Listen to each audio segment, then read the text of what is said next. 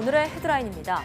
최기영 과학기술정보통신부 장관이 YTN 라디오에 출연해 인공지능 분야 인재 양성의 중요성을 다시 한번 강조했습니다. 또 우리나라 인공지능 기술력은 조금 뒤처져 있지만 세계 최고 수준인 ICT 인프라 등을 활용하면 충분히 잠재력이 있다며 정부가 적극 지원하겠다고 밝혔습니다. 지소미아의 조건부 종료 연기 조건으로 합의된 수출 규제 논의가 조만간 본격화될 전망입니다. 하지만 일본 측이 한국의 수출 관리 제도를 하나하나 거론하며 협의에 소극적인 자세를 드러내 사안이 더욱 복잡해질 것으로 우려됩니다. 현대차의 택시 합승 서비스와 지하철역 인근의 공유 숙박 서비스, 가사 근로자 안내 서비스 등의 운영이 임시로 허용됩니다. 과기정통부는 ICT 규제 샌드박스 심의위원회를 열어 모두 8건의 신기술 서비스에 대해 실증 특례를 지정하고 당분간 규제를 적용하지 않기로 했습니다. 스트리밍이란 흐른다라는 뜻으로 음악이나 드라마, 영화 등을 내려받지 않고 실시간으로 재생하는 콘텐츠 전송 방식을 말합니다. 스트리밍 트렌드는 음악이나 콘텐츠를 이용하는 것을 넘어 생활 전반으로 확산하고 있는데요. 오늘 생각연구소에서는 스트리밍 라이프에 대해서 알아봅니다.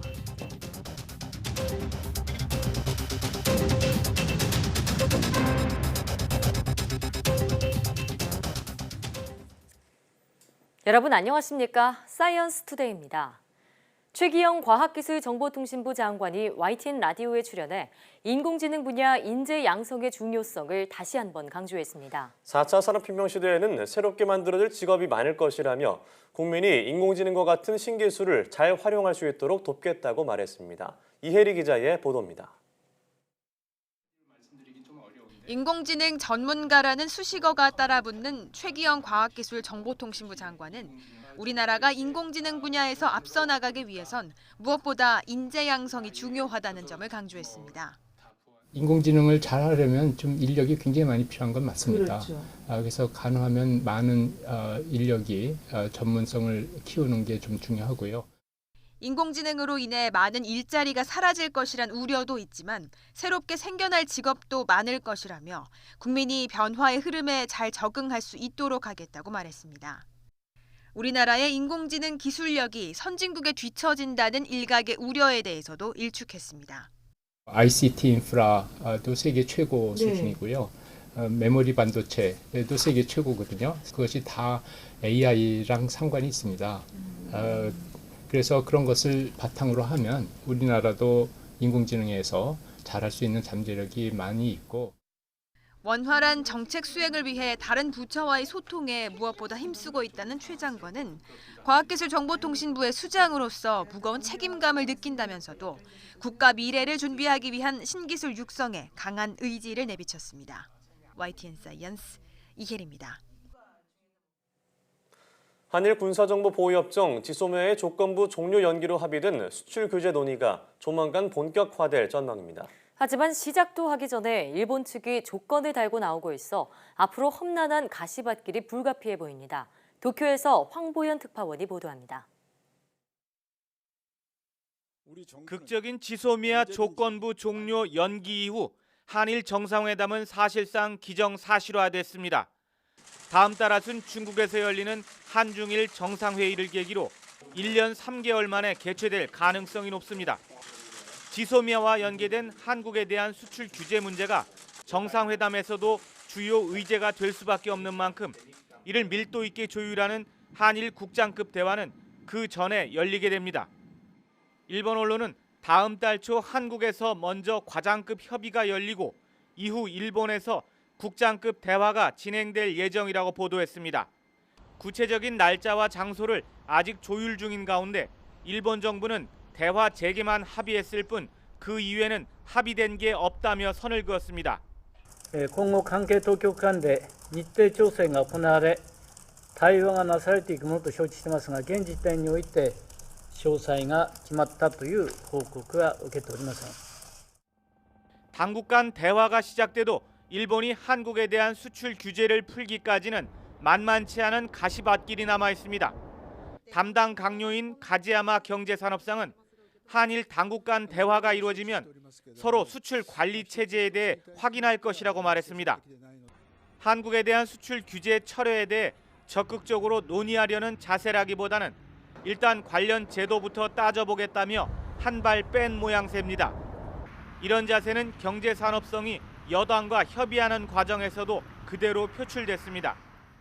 경제산업성 측은 한국과의 신뢰 훼손과 재래식 무기 관련 한국 제도, 관리 인원 등 3가지 문제가 있다며 이 문제가 확실하게 해결되지 않으면 수출 규제 철회는 없다고 못 박은 겁니다.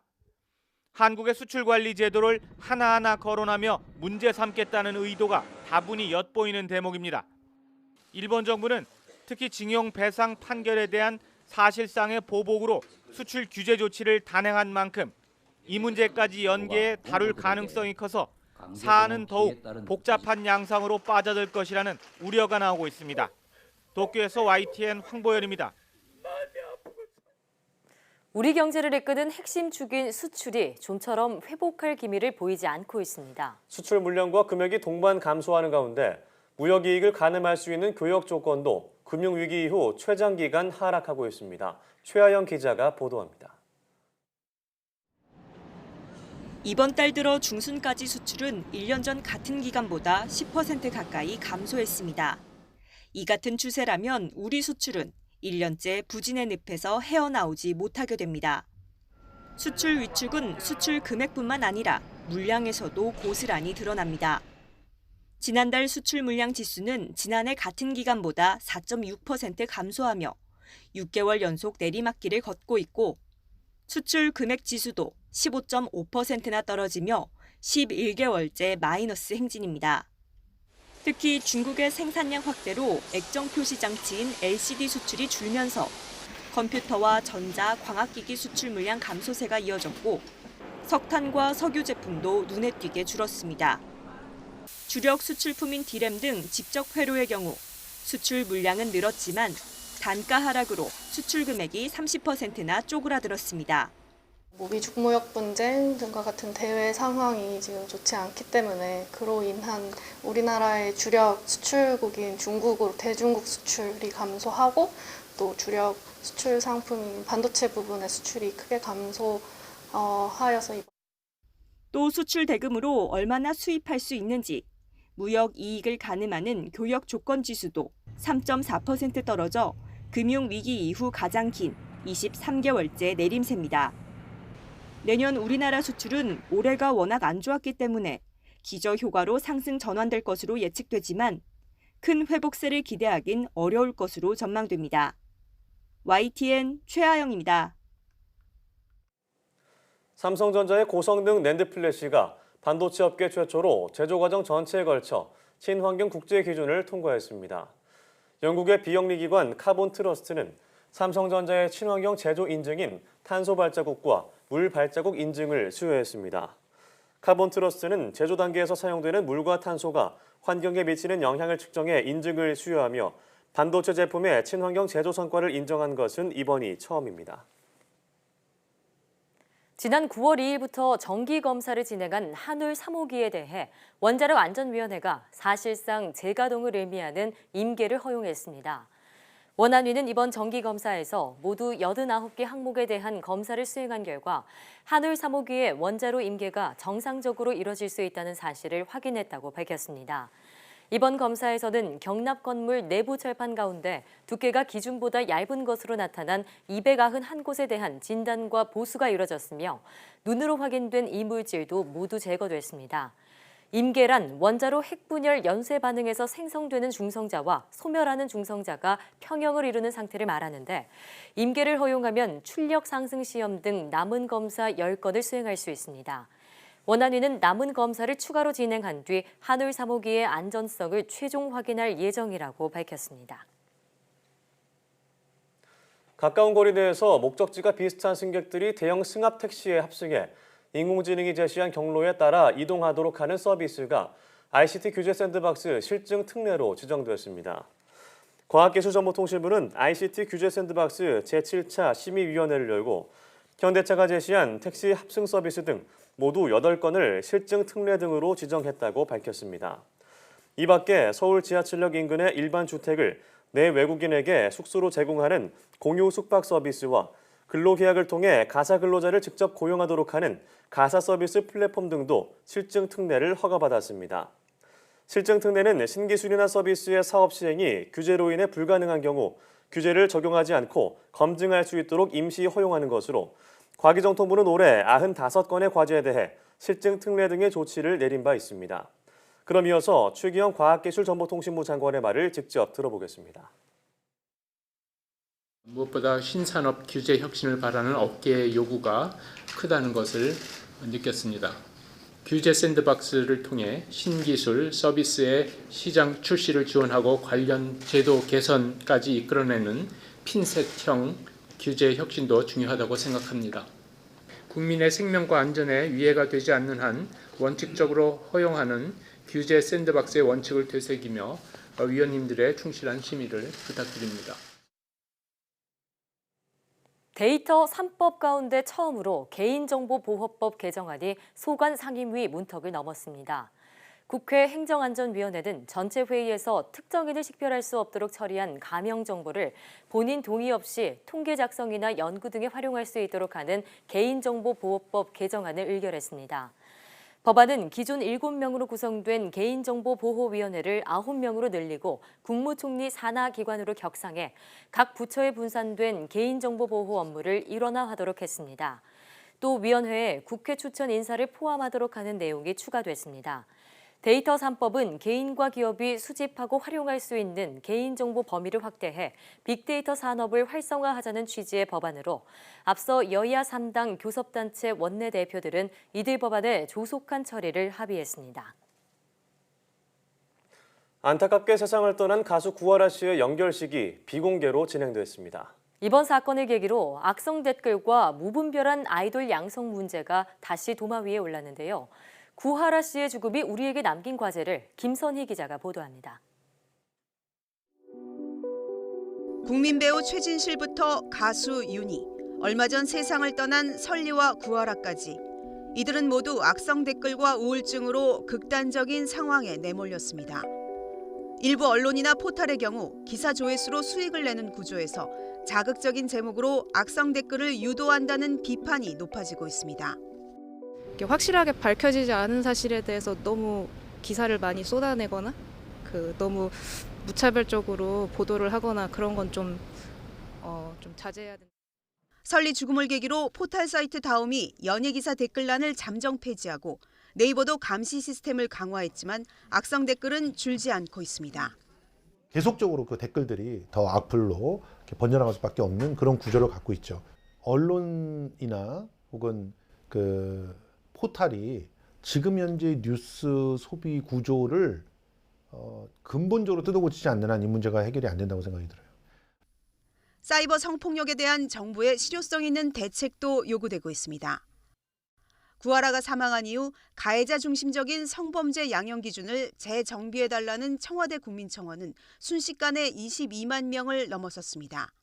피해자의 관점, 피해자의 시각에서 불법 촬영된 영상물을 판단을 해야 하고 그러한 관점에서 유죄 무죄를 판단해야 하는데 그렇지 않고 너무 엄격한 잣대를 들이대다 보면 피해자 보호라는 그러한 면이 무시될 수 있다는 거죠. 중학생부터 혹독한 합숙 훈련 등으로 우울증에 빠지기 쉬운 우리나라 아이돌 양성 시스템에 대한 비판도 제기됐습니다. 데뷔를 하고 나서나 좀 이렇게 좀 안정망이 필요한 것 같은 무조건 연예인이 됐다고 성공만을 보고 계속 이렇게 압박을 당하고 강박적으로 달려나가는 게 아니라 아이돌 스타의 잇따른 죽음이 언론과 사회제도, 연예산업 전반에 적지 않은 숙제를 남기고 있습니다. YTN 김선입니다.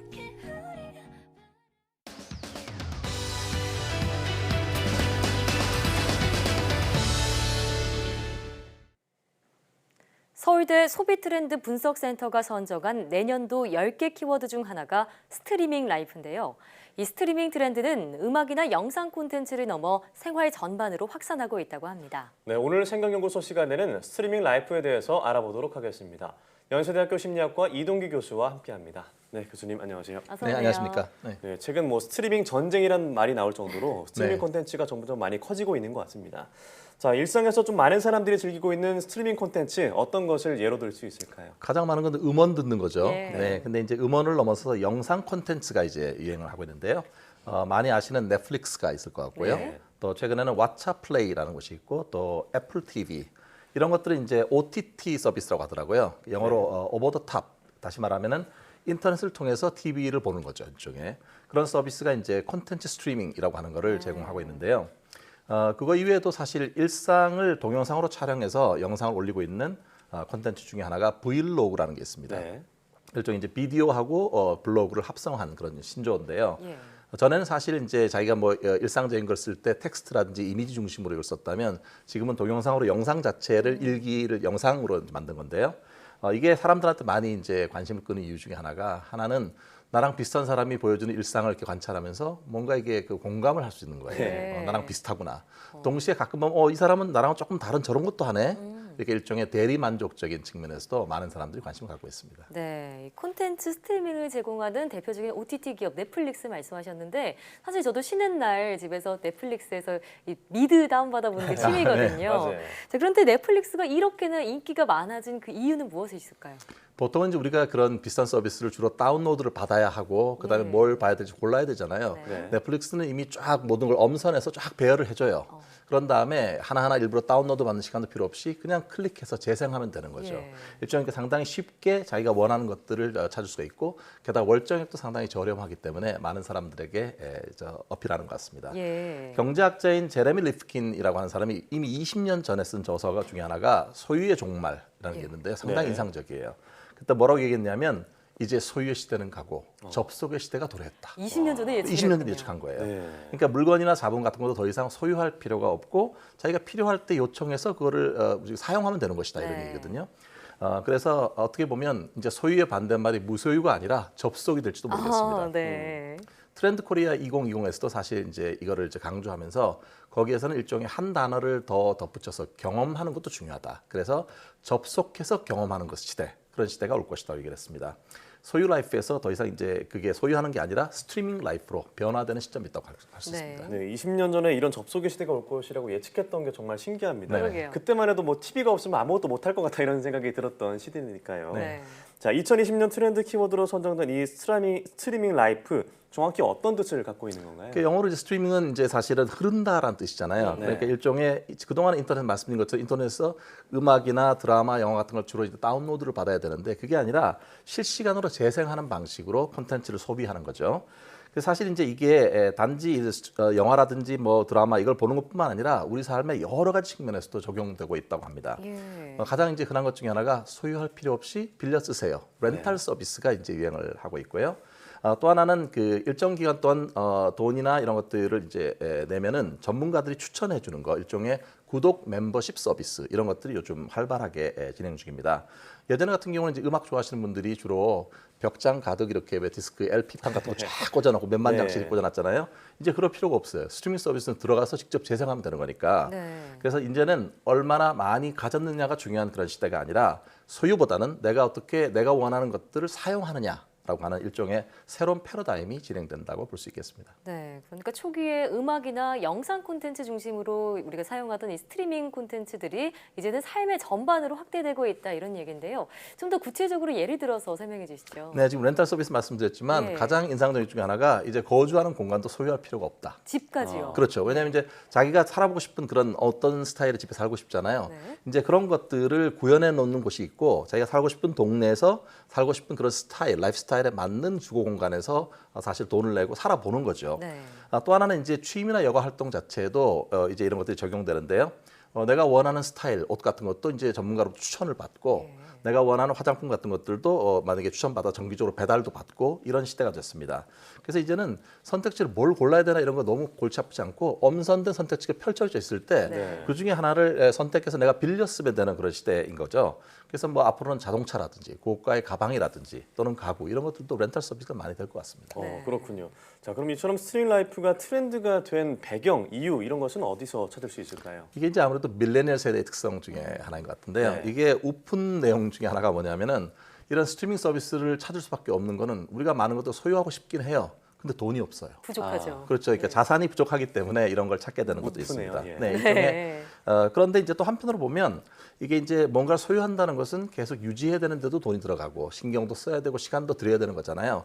그럴 필요 없이 합리적인 가격으로 내가 원하는 다양한 경험을 해볼 수 있다라고 하는 것이 밀레니얼 세대의 어떤 기호와 잘 맞아 들어가는 것 같습니다. 그렇군요. 그 20, 30대 주 소비층인 밀레니얼 세대가 한정된 자산 안에서 좀 더 다양한 경험을 하기 위해서 스트리밍을 소비한다라는 얘기인데요.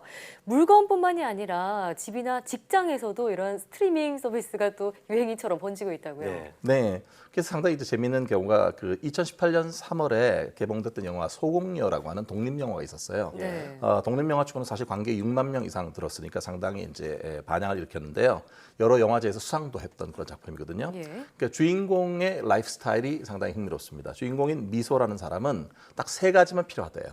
저녁에 싱글 몰트 위스키인 글렌피딕 15년산 한 잔이 필요하고 네. 그다음에 한 모금의 담배 그리고 남자친구. 이 셋만 있으면 된다라고 말하는 일종의 3년차 프로 가사 도우미인데요. 예. 왜냐하면 이제 집세가 너무 많이 오르고 담배값도 오르고 다 오르는데 자기 받는 일당은 그대로니까 이거를 감당할 네. 수 없잖아요. 그래서 집을 포기하자고 결정합니다. 그래서 이제 일종의 자발적 홈리스가 되는 건데요. 그래서 계란 한 판 하고 캐리어만 끌고 어떻게 자기 친구들 밴드 활동 같이 했던 친구 5명의 집을 전전하면서 네. 옮겨 다니는 스토리를 담고 있습니다. 거기에 나오는 대사 중에 흥미로운 거 몇 개만 소개해 드릴게요. 하나는 집은 없어도 내 생각과 취향은 있어. 예. 네, 그리고 또 하나는 난 갈 데가 없는 게 아니라 지금 여행 중인 거야. 세 번째는 내 인생의 목표는 빚지지 않고 빚 없이 사는 거야. 빚 없이 사는 거다. 네. 지금 그러니까 이제 앞으로는 한 직장에 매이거나 한 업종에 매일 필요도 없고 또 경쟁 사회에 지나치게 내몰리지도 않아도 되고 이런 것들을 선호하는 젊은 사람들의 심리가 여기에 반영되었다고 볼 수 있습니다. 네. 네, 본인이 뭐 자유롭게 선택한 삶이라고는 하지만 뭐 주변 환경 때문에 어쩔 수 없이 선택한 것이라 생각하니까 좀 마음이 아프다 이런 생각이 들고요. 이 청춘이라는 가장 젊고 행복해야 할 시기에 이렇게 현실의 무게를 버텨야 하는 이런 것이 좀 안타깝다는 생각이 듭니다. 네. 자, 그런가 하면 일본에서는 벌써 이러한 현상이 나타나고 있다고요. 네, 찾아보니까 재밌는 그 단어가 있더라고요. 일본에서는 그 어드레스 호퍼라는 게 있는데요. 예. 호퍼가 이제 뛰어다니는 껑충껑충 뛰어다니는 영어 단어잖아요. 예. 하퍼. 그런데 껑충껑충 주소를 옮겨 다닌다 이렇게 생각하시면 되겠습니다. 최소한의 집만 들고요. 일정한 거처 없이 일종 유목민처럼 살아가는 사람들을 말하는데요. 예. 집값이 너무 비싸고 임대를 하기에도 여전히 비싸니까 주택을 소유하거나 장기 임대는 아예 포기를 한 그런 예. 사람들입니다. 대신에 이제 일본에 뭐 보면은 빈집이라든지 시골에 있는 가옥 같은 걸 다시 리모델링을 해갖고 깨끗하게 만든 다음에 회원 그 멤버십을 갖고 있는 사람이라면 자기가 원하는 기간만큼 거기에 이렇게 머물 수 있도록 하는 그런 서비스가 되거든요. 그런 비즈니스가 일본에서 지금 성업 중이라고 합니다. 일종의 하우스 노마드, 하우스가 그 소유가 없이 하지 않고 유목하는 예. 노마드나 또는 잡 노마드, 이 직업 자체도 그렇게 꼭 가질 필요가 없는 그런 사람들의 모습을 보이는데 자유롭고 창의적인 삶을 원하는 사람들, 또 젊은 사람들 이런 사람에게 상당히 그 어필을 하고 있는 것 같습니다. 네, 사실 제 주변에도 제주에서 한 달 살기 혹은 네. 치앙마이에서 한 달 살기 이런 한 달 살기 트렌드에 따르는 친구들이 꽤 많은데 이것도 비슷한 열풍이라고 볼 수 있겠죠. 네네. 예, 자 이처럼 누가 더 많이 소유하고 있느냐가 아니라 누가 더 많이 경험했는가가 이제는 삶의 풍요로움을 결정하는 척도가 되고 있는 것 같은데요. 실제로 스트리밍을 통한 다양한 경험들이 우리의 심리에는 어떤 영향을 줄까요? 당연히 이제 선택의 다양화라고 하는 것이 우리에게 이제 다가오는 거잖아요. 네. 그러니까 그 중에는 이제 자기가 원하는 것들을 선별할 수 있는 그런 모습이 보이니까 훨씬 더 맞춤식의 서비스 같은 것들이 더 발달할 거라고 생각되고요. 네. 또한 다양한 그런 기호가 존재하니까 사람들이 가지고 있는 다양한 생각이나 취향 같은 것들에 대해서 좀 더 존중하는 그런 사회 문화가 올 거라고 생각합니다. 예. 그래서 이제 앞으로는 뭔가 소유하고 또 미래를 위해서 뭔가 노력하고 이런 가치보다는 현재 중심에 향유하는 문화가 더 예. 발달될 거라고 생각이 됩니다. 반면에 이제 항상 한쪽이 생기면 반대쪽도 생기니까 네. 일종의 부작용 같은 것도 고민할 필요가 있는데요.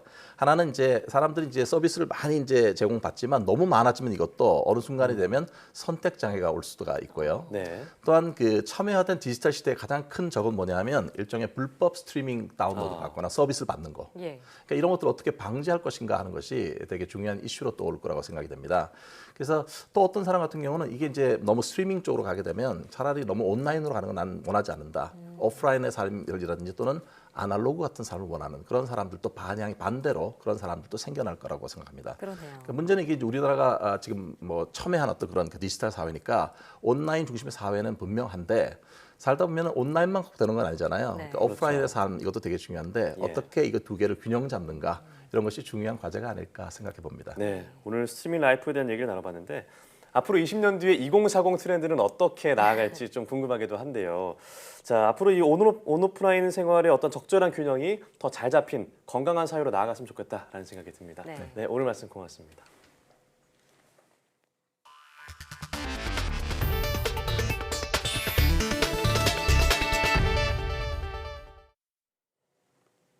유럽 발칸반도의 알바니아에서 93년 만에 가장 강력한 지진이 발생했습니다. 지금까지 20여 명이 숨지고 600명이 넘게 다치는 등 강진의 참상이 속속 전해지고 있습니다. 조수연 기자가 보도합니다. 마을 전체가 폭삭 주저앉았습니다. 어디 한 곳 성 한 대가 없습니다. 낙엽처럼 쓰러진 건물의 잔해더미 속에서 생존자를 찾아 나섭니다. 규모 6.4의 강진이 알바니아 서부를 강타해 인명피해가 속출하고 있습니다. 지진 발생 시간이 한밤중이어서 대응을 더욱 어렵게 했습니다.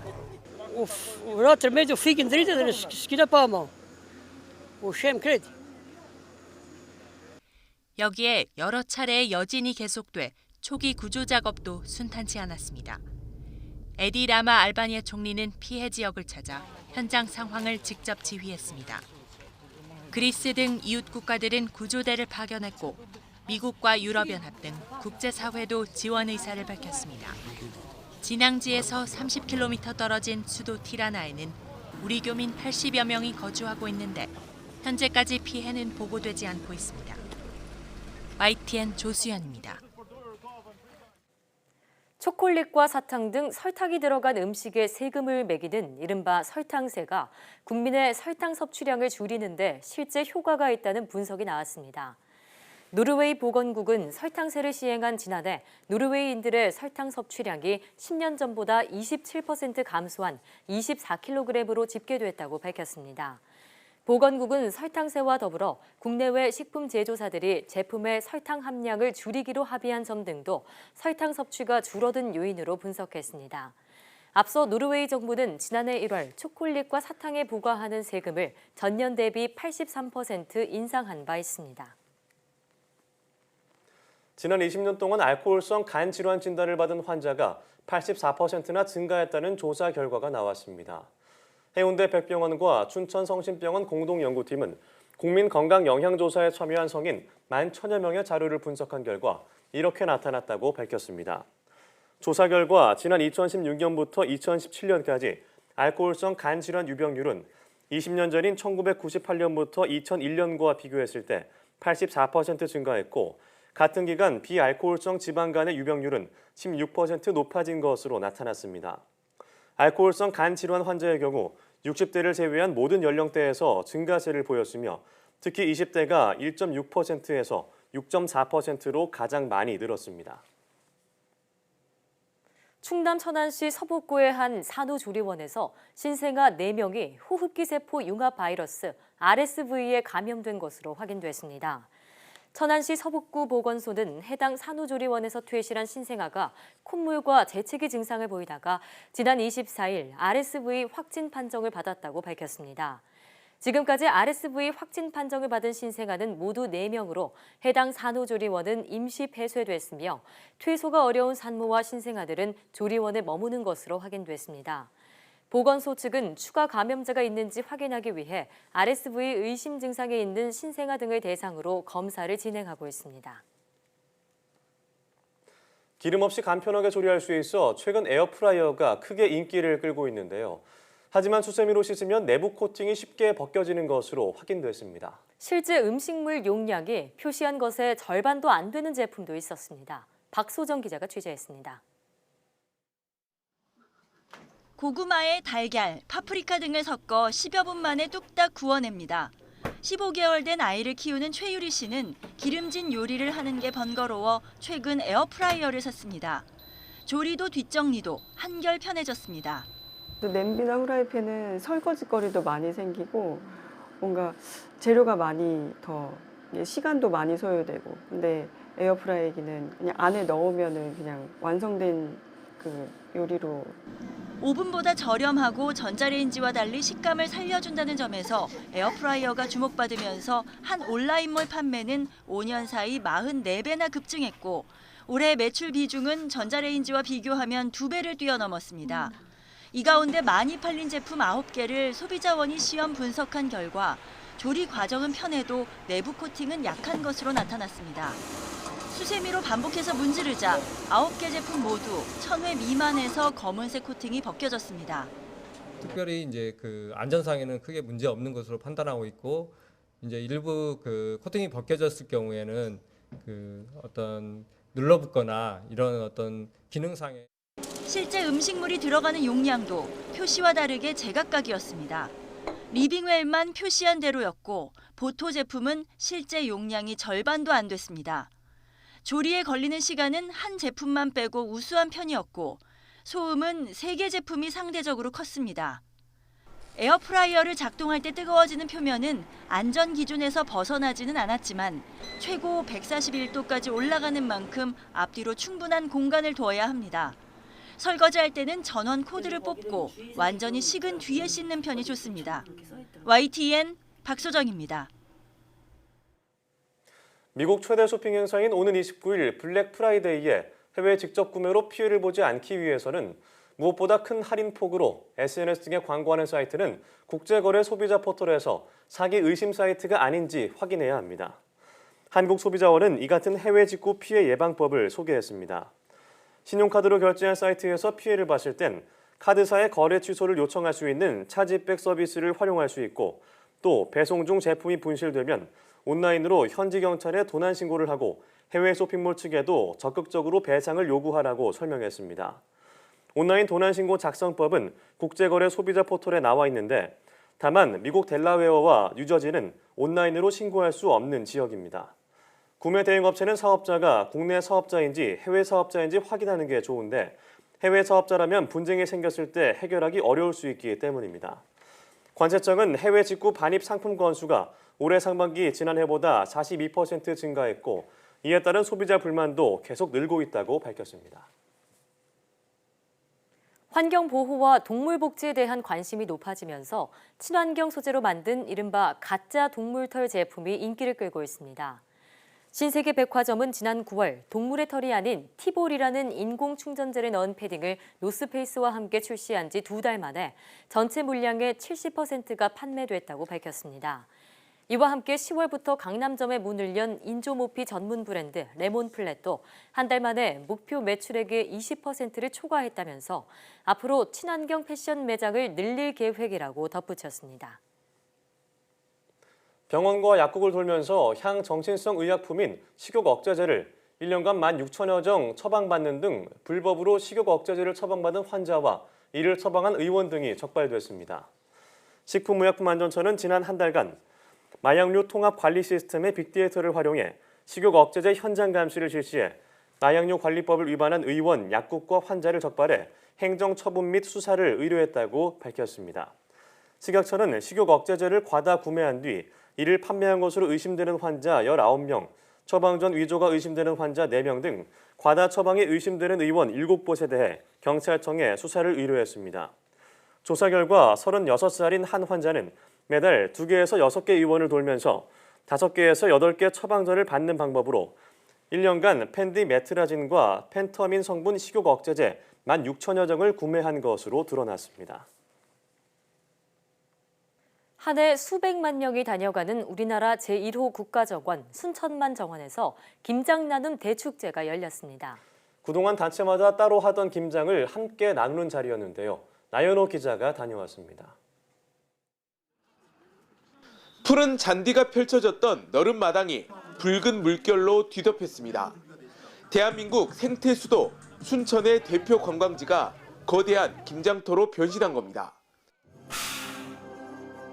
이미 절인 배추에 맛깔스럽게 버무린 양념을 정성스럽게 채워 넣습니다.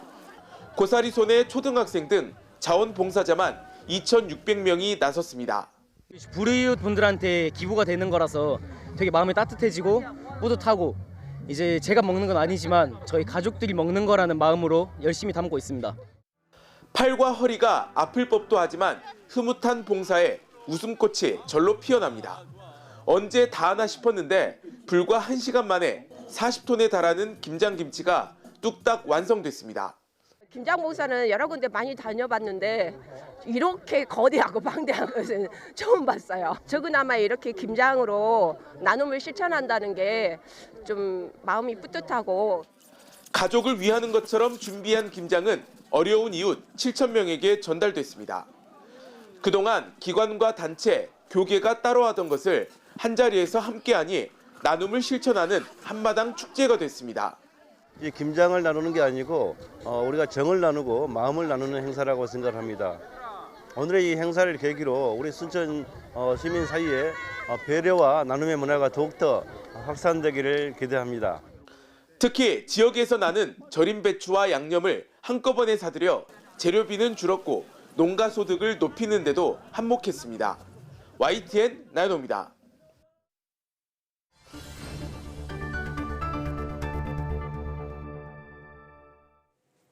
재미난 실험을 통해 일상 속 과학을 탐구해보는 오늘의 과학실 시간입니다. 미술, 조각, 수학, 과학은 물론 음악과 철학에 이르기까지 다방면에서 활약했던 세기의 천재 레오나르도 다빈치는 유명한 건축물을 고안하기도 했는데요.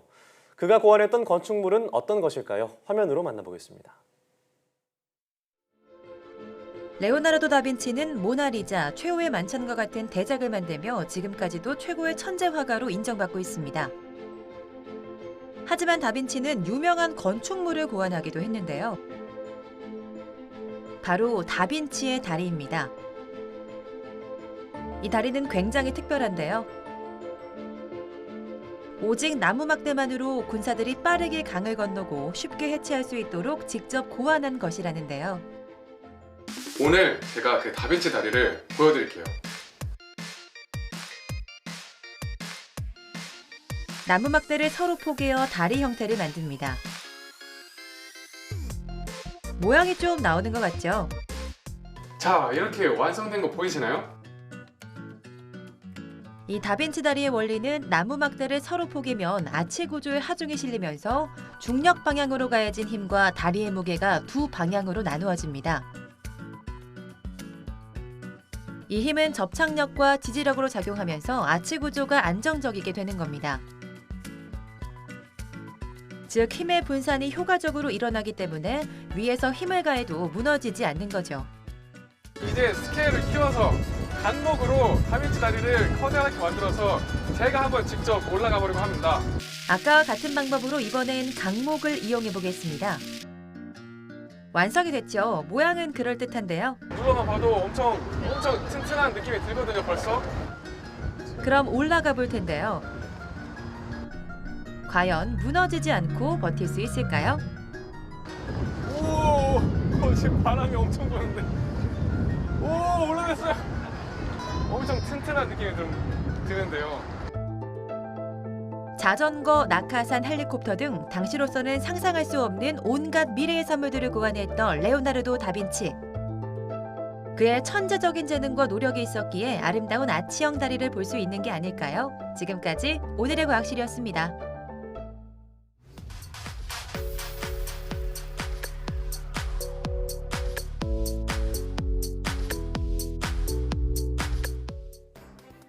개인정보를 데이터로 활용할 수 있도록 하는 데이터 3법은 개인정보보호법과 정보통신망법, 신용정보법 등의 개정안을 말합니다.